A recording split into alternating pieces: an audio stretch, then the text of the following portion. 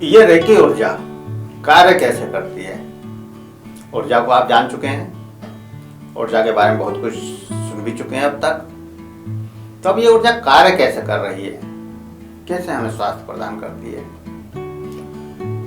मनुष्य का आभा मंडल और क्षेत्र उसके स्थूल शरीर के चारों ओर फैला हुआ है, चारों ओर समाया हुआ रहता है तथा शरीर, मन और आत्मा को एकाकार करके रखता है। यह हमेशा गतिशील भी रहता है। आभामंडल के छिद्र अर्थात चक्र द्वारा स्पंदन ऊर्जा का आवागमन निरंतर चलता रहता है। आपके कर्म, विचार और भावना और साथ में वातावरण तथा जीवन शैली के आधार पर शरीर में ऊर्जा का प्रभाव होता है। आपके विचार क्या हैं, आप जो कार्य कर रहे हैं वो कैसा कर रहे हैं, आपकी भावनाएं कैसी हैं, इन सब का प्रभाव आपकी ऊर्जा पर पड़ता है। एक आपका व्यापार भी आपकी ऊर्जा पर प्रभाव डालता है। मान लीजिए आपका कोई नेगेटिव भाव वाला व्यापार है, आप शराब का व्यापार करते हैं। अब जिसने शराब खरीदी वो ले जाकर घर पिएगा। पीने के बाद जब घर पर पहुंचेगा या तो उसके परिवार वाले क्या कहेंगे? कभी आपने सोचा है? वो आपको बद्दुआ देंगे। वो पीने वाले को बद्दुआ नहीं देंगे, वो बेचने वाले को बद्दुआ देंगे। क्यों? सब बेच रहा है, वो मर नहीं जाता, ऐसा कार्य कर रहा है, और इतनी बद्दुआएं देंगे, इतने परिवार की बद्दुआएं मिलेंगी कि आपके अंदर, आपके आसपास के माहौल में नकारात्मकता का प्रभाव फैल जाएगा। तो इस प्रकार आपके कर्म भी आपके आसपास जो एनर्जी का निर्माण कर रहे हैं उसको चेंज कर देते हैं। अपने कार्य को देखें, अगर कुछ ऐसे कार्य हैं तो आप अपने आसपास की ऊर्जा को लगातार हील करने की जरूरत पड़ती है। आपके आसपास जो नकारात्मक भाव आ रहे हैं उनको रोकने की जरूरत पड़ती है। अपने ऊर्जा क्षेत्र को लगातार क्लीन करने की जरूरत पड़ती है, जिससे कि वो नकारात्मक भाव आपके शरीर तक ना पहुंच सके, आपके चेतन मन तक ना पहुंच सके। अगर सामने के नकारात्मक भाव आपके चेतन मन तक पहुंच गए तो वो क्रियाशील हो जाएंगे। इसलिए उनको बीच में ही रोकना जरूरी होता है सूक्ष्म शरीरों में। तो इसके लिए भी आगे आप जानेंगे कि कैसे हम उसको क्लीन करते हैं और कैसे भाव को रोक पाते हैं। तो आपकी जीवन शैली शरीर में ऊर्जा का प्रभाव को नियंत्रित करती है। यदि जीवन प्रेम और आनंद से परिपूर्ण है तो अपार ऊर्जा का प्रभाव होता है। यदि जीवन प्रेम और आनंद से परिपूर्ण है तो अपार ऊर्जा का प्रभाव होता है और जीवन निरामय हो जाता है। ये प्रेम की शक्ति है, ये आपके भावों की शक्ति है जो चक्रों को खोल देती है और ऊर्जा का भाव उन्मुक्त होता चला जाता है। तथा जब वह भय, अहंकार, नकारात्मक या स्वार्थ के वश में हो जाता है तो ऊर्जा का भाव रुक जाता है, थम जाता है, और तब ऊर्जा के प्रभाव में असंतुलन और रुकावट के कारण शरीर तथा मन में रोगों का जन्म होना शुरू हो जाता है। और इस रुकावट से शरीर के कुछ हिस्सों को तो ऊर्जा का प्रभाव थोड़ा मिलता रहता है, कुछ जगह रुक जाता है और कुछ जगह बिल्कुल बंद हो जाता है। और जहां पर रुकावट लंबे समय तक बनी रहती है वहां पर शरीर में गड़बड़ होनी शुरू हो जाती है, अर्थात शरीर में बीमारी जन्म लेना शुरू कर देती है। और ऊर्जा के प्रभाव के लंबे समय तक लगातार रुके रहने से एक छोटे से सिर दर्द या पेट दर्द या एसिड बनने से लेकर बड़े से बड़ा कैंसर जैसा रोग भी पैदा हो सकता है। इस स्थिति में अपनी जीवन शैली में बदलाव लाने और रेकी ऊर्जा चिकित्सा लेने से रोगों से मुक्ति मिल जाती है। आप जब अपने व्यवहार के साथ साथ अपनी जीवनचर्या को बदल लेते हैं तो आपके अंदर जो ऊर्जा का निर्माण होता है वह सकारात्मक ऊर्जा का निर्माण होता है और वह निर्माण आपको रोग मुक्त करता है। आपको अपने जीवन शैली को बदलने की जरूरत है। खाने के समय पर खाना, सोने के समय पर सोना, कार्य करने के समय पर कार्य करना, ये सब जरूरी है रोगों से मुक्त होने के लिए। बहुत सारी बीमारियां तो रोगों को इसीलिए होती हैं कि उनकी जीवन शैली डिस्टर्ब हो चुकी है। आज आप देखते हैं कि बहुत सारे लोग रात को कार्य करते हैं और दिन भर सोते हैं, प्रकृति के विपरीत कार्य कर रहे हैं। उनके शरीर की व्यवस्थाएं भी विपरीत हो जाती हैं और शरीर रोगों से ग्रस्त हो जाता है। तो हमारी जीवन शैली, हमारी प्राकृतिक व्यवस्थाएं क्या हैं, उनको समझते हुए, अपनी जीवन शैली को बदलते हुए जब हम हीलिंग करते हैं तो लगातार हमारे अंदर ऊर्जा बढ़ती रहती है। प्राकृतिक व्यवस्था के अनुसार तो हमारे अंदर ऊर्जा आ ही रही है, लेकिन जब रोग पैदा हो चुका है तो हमें एक्स्ट्रा एनर्जी की जरूरत है, एक्स्ट्रा ऊर्जा की जरूरत है, और अधिक ऊर्जा जो हमारे अंदर रोगों को मुक्त कर सके। इसलिए रेकी दी जाती है। रेकी आपके अंदर उस ऊर्जा के प्रभाव को बढ़ा देती है, और जब ऊर्जा का प्रभाव बढ़ जाता है तो आप रोग मुक्त होने लगते हैं। इस प्रकार रेकी आपके शरीर को रोगों से मुक्त कर देती है। हम रेकी में अब तक आभा मंडल के बारे में कई बार जिक्र किया है, हमने औरा के बारे में कई बार जिक्र किया है। तो ये औरा क्या है, आखिर आभा मंडल क्या है? आपने हर व्यक्ति के पीछे एक चक्र देखा होगा। आप देखते हैं कि हर व्यक्ति का एक अपना आभा मंडल है। आभा मंडल को अंग्रेजी में ऑरा कहते हैं, और वर्तमान दौर में ऑरा विश्लेषकों का महत्व भी बढ़ने लगा है। इस ऑरा को सूक्ष्म शरीर, एनर्जी फील्ड, कॉस्मिक बॉडी भी कहते हैं। सामान्य स्थितियों में ये लगभग 7 से 9 फीट तक हो सकता है, और ये रंगीन ऊर्जाओं से बना होता है, अर्थात इसमें रंगीन परत होती है।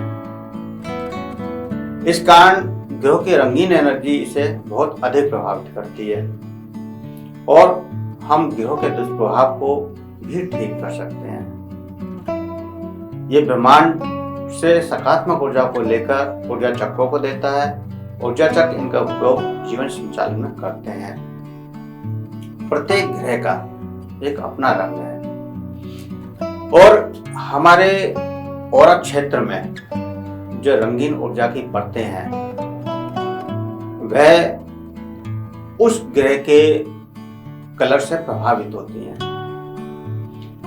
जैसे किसी ने कहा कि आपके पर शनि ग्रह का प्रभाव है, इसका मतलब आपके ऑरा में काले कलर का प्रभाव बढ़ता जा रहा है। या किसी ने कहा कि आप पर सूर्य की दशा चल रही है, इसका मतलब है कि आपके ऑरा में रेड कलर की प्रबलता बढ़ती जा रही है। इसी प्रकार प्रत्येक ग्रह का कलर आपके ऑरा क्षेत्र को प्रभावित करता है, और जब हम ऑरा को देखते हैं उसमें कौन सा कलर डिस्टर्ब हो रहा है, कौन सा कलर बढ़ रहा है, और कौन सा कलर लाभदायक है, कौन सा कलर हानिकारक है, उसके अनुसार हम ग्रहों की दिशा को भी सुधार कर सकते हैं। अगर किसी पर शनि की दशा चल रही है तो ऑरा क्षेत्र में जो काला कलर आया हुआ है आप उसको क्लीन कर दें। जब उसको क्लीन करेंगे, उसकी सफाई कर देंगे, तो काले कलर का प्रभाव खत्म हो जाएगा मिनटों में, और आपके शनि का प्रभाव भी मिनटों में खत्म हो जाएगा। इस प्रकार हम प्रत्येक ग्रह के प्रभाव को ऑरा क्षेत्र की सफाई करके ठीक कर सकते हैं। ऑरा को समझकर, ऑरा को जानकर, ऑरा को समझकर हम प्रत्येक ग्रह की स्थिति को सुधार सकते हैं, अपने अनुरूप बना सकते हैं, क्योंकि प्रत्येक ग्रह का अपना प्रभाव है, वह गुण हमारे अंदर आने लगते हैं। तो जो गुण हमें चाहिए वो गुण हम ऑरा क्षेत्र को बदल कर भी पैदा कर सकते हैं।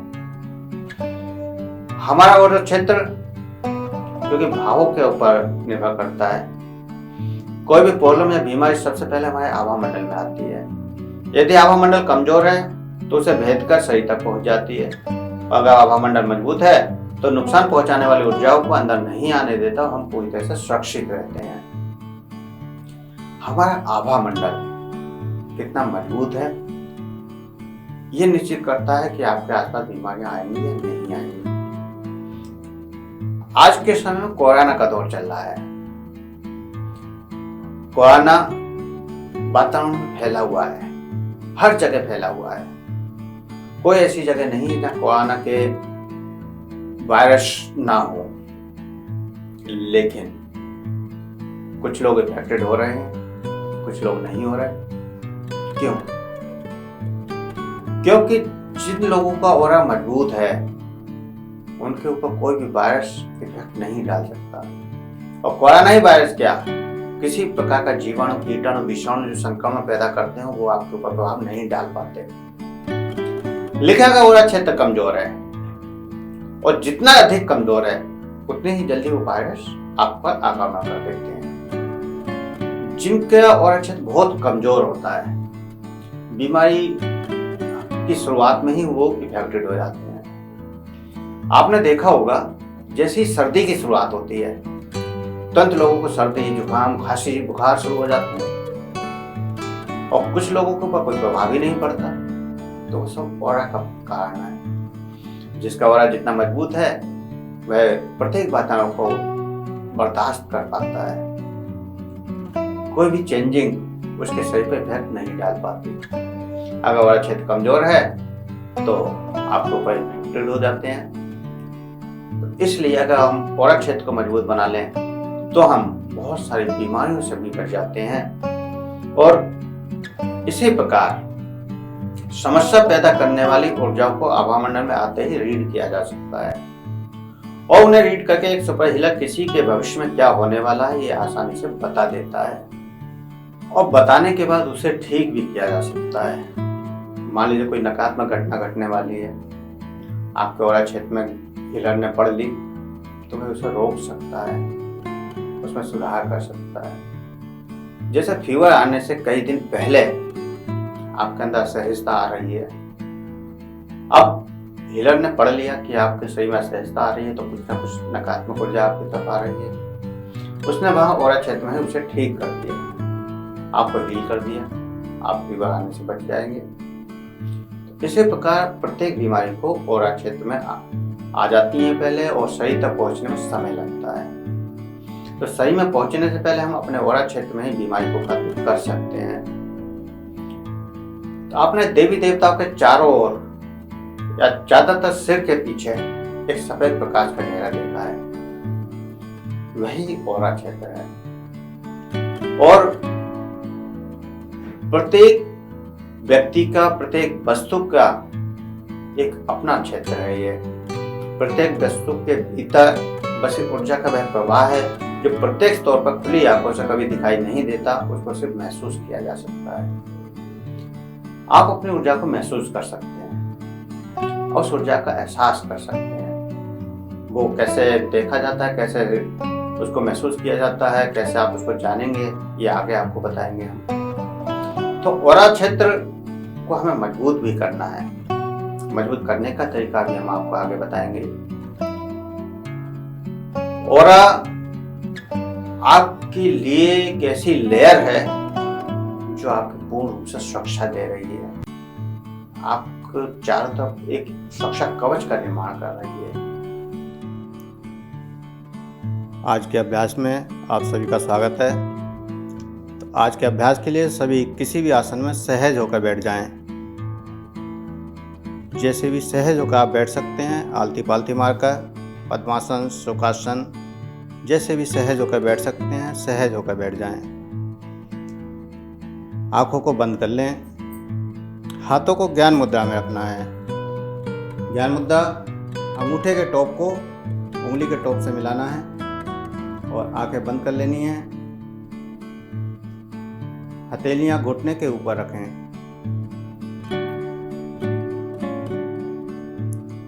आंखें बंद कर लें, कमर गर्दन सीधी कर लें और सहज होते जाएं, रिलैक्स होते जाएं। जो श्वास अंदर जा रहा है, बाहर आ रहा है, उस श्वास को महसूस करें।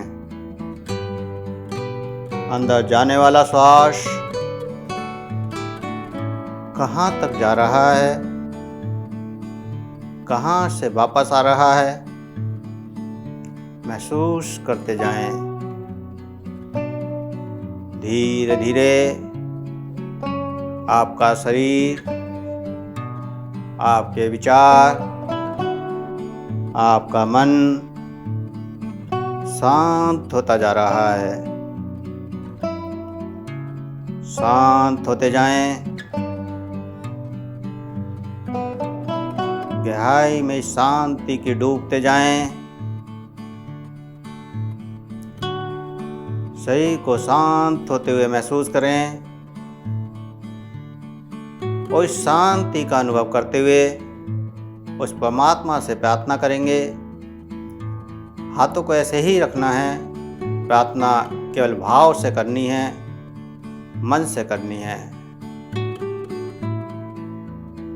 प्रार्थना करेंगे मन ही मन कि हे मेरे परमात्मा, हे मेरे इष्ट देव,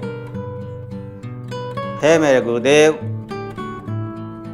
हे ब्रह्मांड के समस्त देवी देवताओं, संत महात्माओं, आप ऊर्जा के रूप में हमारे अंदर प्रवाहित हों और हमें अपनी ऊर्जा का एहसास कराएं। ऐसी प्रार्थना करते हुए महसूस करें कि आपके श्वासों के साथ ऊर्जा आपके अंदर प्रवेश कर रही है। इस ऊर्जा से जो तरंगें महसूस हो रही हैं, उन तरंगों को महसूस करें। प्रत्येक तरंग को महसूस करते रहें, प्रत्येक संवेदना को महसूस करते रहें। जो भी शरीर में संवेदनाएं आ रही हैं, तरंगें आ रही हैं, उनको महसूस करते जाएं।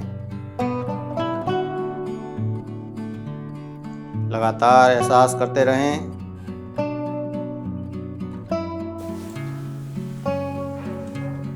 जो ऊर्जा आ रही है उसको महसूस करते रहें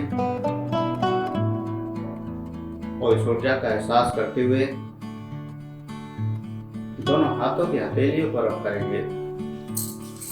दोनों हाथों की हथेलियों पर रब करें, गर्म करें। दोनों हाथों की हथेलियों पर रब करें, पूरी शक्ति के साथ रब करें और हाथों को ऊपर ले जाएं और दोनों हाथों में कंपन करें। पूरी शक्ति के साथ कंपन करना है, पूरा फ्री छोड़ देना है, दोनों हाथों को ढीला छोड़ देना है। जितना ज़्यादा कंपन आप कर पाएंगे उतना ही कॉस्मिक एनर्जी से ज़्यादा कनेक्ट हो पाएंगे। आपके हाथों में कंपन करने से मैग्नेटिक फील्ड जो तैयार हो रहा है, उस मैग्नेटिक फील्ड का भी एहसास करना है। मैग्नेटिक फील्ड को एहसास करते जाएं, कंपन करते जाएं तेजी से और फिर हाथों की हथेलियों को आसमान की ओर करके रोक लें। हाथ की हथेलियों को आसमान की ओर करके रोक लें। आज कल से ज्यादा ऊर्जा आपको एहसास हो रही होगी। कल जो आपने अभ्यास किया था वो हाथों को सीधे ले जाकर रोका था, लेकिन आज और ज्यादा मैग्नेटिक फील्ड तैयार किया गया है। हाथों में कंपन करने से हाथों के चारों ओर जो मैग्नेटिक फील्ड तैयार हो जाता है, उससे ऊर्जा और तेजी से अंदर जानी शुरू हो जाती है। हाथों की हथेलियों से ऊर्जा तेजी से अंदर जा रही है और जिस रूप में आपको महसूस हो उसी रूप में एहसास करना है। लगातार इस ऊर्जा को महसूस करते रहें। यह ऊर्जा हाथों की हथेलियों में तेजी से जा रही है। जब ऊर्जा जानी कम महसूस हो तो एक बार फिर तेजी से कंपन करें। दोनों हाथों में फिर से एक बार कंपन करें। दोनों हाथों को ढीला करके कंपन करें। दोनों हाथों में, दोनों हाथों को हिलाएं, पूरी शक्ति से हिलाएं, तेजी से हिलाएं, बिल्कुल ढीला छोड़कर हाथों को हिलाएं, पूरी शक्ति से हिलाते रहें और फिर हाथों को ऊपर ले जाकर हथेलियों का रुख आसमान की ओर करके रोक लें। जो ऊर्जा अंदर प्रवेश कर रही है उस ऊर्जा को महसूस करते रहें।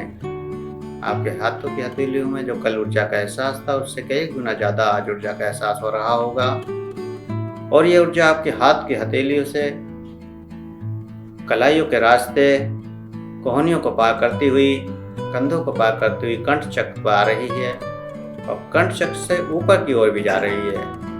आज्ञा चक्र, सहस्त्रार चक्र और नीचे की ओर हृदय चक्र, स्थान चक्र मूलाधार चक्र, पूरी तेजी से पूरे शरीर में ऊर्जा का प्रभाव बढ़ रहा है।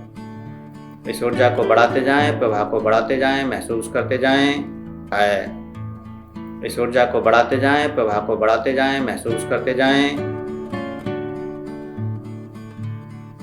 तो जिसको जो भी एहसास हो, उन्हीं एहसासों को महसूस करें। लगातार महसूस करते रहें। जिस भी तरह की ऊर्जा आपके अंदर आ रही है, उस ऊर्जा का एहसास करते रहें और दोनों हाथों को नीचे कर लें। ज्ञान मुद्रा में दोबारा से जो आपके अंदर ऊर्जा आई है, उस ऊर्जा को महसूस करें और उस ऊर्जा का एहसास करते हुए उस परमात्मा को धन्यवाद करेंगे। धन्यवाद प्रार्थना। जब भी हम रेकी का अभ्यास करते हैं, शुरू करते हैं तो आभान प्रार्थना करते हैं और जब खत्म करते हैं तो धन्यवाद प्रार्थना अवश्य करते हैं। तो सभी धन्यवाद प्रार्थना करेंगे। सभी हाथों को जोड़ लें, नमस्कार की मुद्रा में ले आएं और प्रार्थना करें कि हे मेरे परमात्मा, हे मेरे इष्ट देव, हे मेरे गुरुदेव, हे ब्रह्मांड के समझ देवी देवताओं, संत महात्माओं, आपने जो हमें ऊर्जा का एहसास कराया, उसके लिए हम आपको कोटि कोटि नमन करते हैं, कोटि कोटि धन्यवाद करते हैं।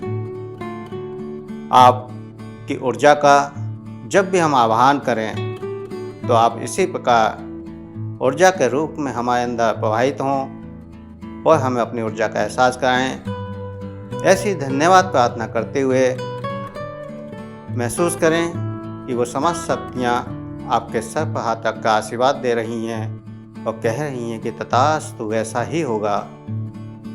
आशीर्वाद को महसूस करते हुए 2 गहरे लंबे श्वास भरें। चेतना में आने के लिए तैयार हों। दोनों हाथों की हथेलियों को रब करें, गर्म करें, आँखों पर लगाएं, चेहरे पर लगाएं और धीरे धीरे पूरे चेहरे पर लगाएं और धीरे धीरे आंखें खोलते हुए चेतना में वापस आ जाएं।